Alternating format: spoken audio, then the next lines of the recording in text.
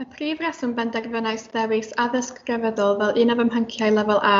yw oherwydd roedd yn un o fy mhlynciau gorau yn ystod fy nhegau, gan fy mod yn meddwl ei fod yn ddiddorol dysgu am wahanol grefyddau ac eu agweddau gwahanol tuag at sefyllfaoedd.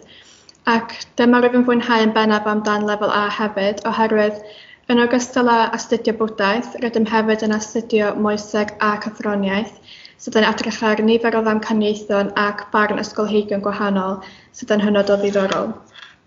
Mae'r pwnc wedi rannu i mewn i 2 adran, bwdhaeth ac yna moeseg a gyfroniaeth,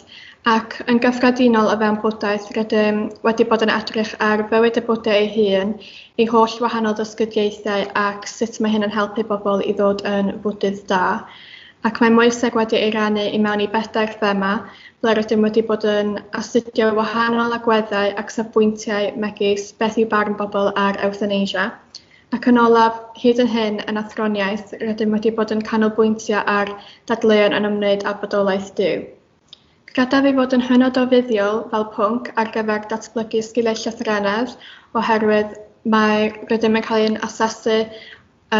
drwy ysgrifennu traethodau, felly mae hyn yn gyfle gwych i ddatblygu sgiliau llythrennedd, ac mae hefyd yn bwnc sydd yn annog trafodaethau gan fod gan nifer o'r disgyblion yn dosbarth agweddau gwahanol tuag at sefyllfaoedd, felly credaf bod y sgiliau yma yn rhai buddiol iawn ar gyfer y dyfodol. Ac yn olaf, mae'r pwnc hefyd yn cynnig llawer o gyfleoedd allgyrsiol, rydym yn cael gwrando ar ddarlithoedd dros Zoom